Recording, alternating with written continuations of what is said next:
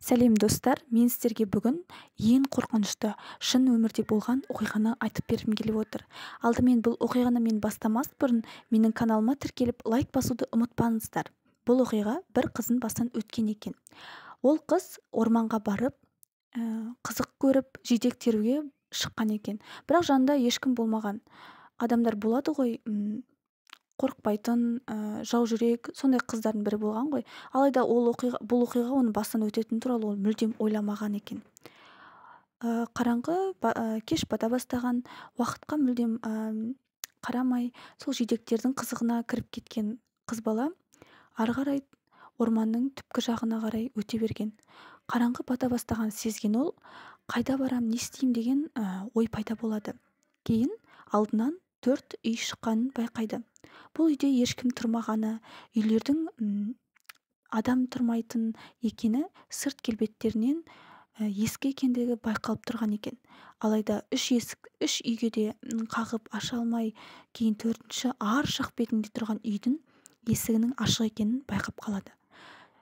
Қараңғы болып кеткен байқаған ол қыз арғы түпкі үйге кіріп қараса, үйдің іші сәл болсын шаң екен, бірақ та адам тұрмайтыны байқалып тұрған екен.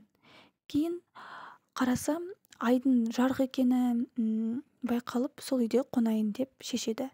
Бірақ ол қыз бұл оқиғаның оның басынан өтетін туралы мүлдем білмеген еді.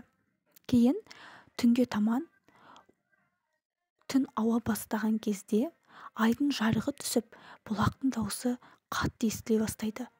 Бұлақтың дауысы бастапқыда ақырын естіле бастаған еді, алайда ол өз орнынан тұрып, аяғының қалай есік терезеге қарай бара жатқан, өзінің еркінсіз жүріп бара жатқанын байқамаған еді. Кейін ол терезеге жақындаған кезде түрі өте қорқынышты, адамға ұқсамайтын бір құбыжық сияқты нәрсенің көз алдына елестегенін байқайды. Қатты қорыққан ол не істерін білмей, бірақ ол нәрсе ол қызға бір қарап, артқа бұрылып, орманның түбіне қарай бет бала бастаған екен. Содан кейін ол қыз обратно барып, төсегіне жатып ұйықтап қалады. Таңертең тұрған кезде мүлдем ұйықтамаған адам сияқты өте қатты ауыр сезімдер пайда бола бастайды. Бірақ еш нәрсені ойламастан қайтадан жолға шығып үйіне қайтқан екен. Алайда бұл оқиғадан кейін, бұл нәрсені көргеннен кейін, ол қыздың өмірі бұрынғыдай болған жоқ. Ол өз-өзіне қол жұмсау туралы ойлар ойлап, неше түрлі ойлар оны мазалаған екен. Алайда біз ол қызға не болғаны жайлы мүлдем білмейміз. Рахмет, оқиғаны тыңдағандарыңызға, менімен бірге до конца болғандарыңызға рахмет. Лайк басуды және комментарий қалдыруды ұмытпаңыздар.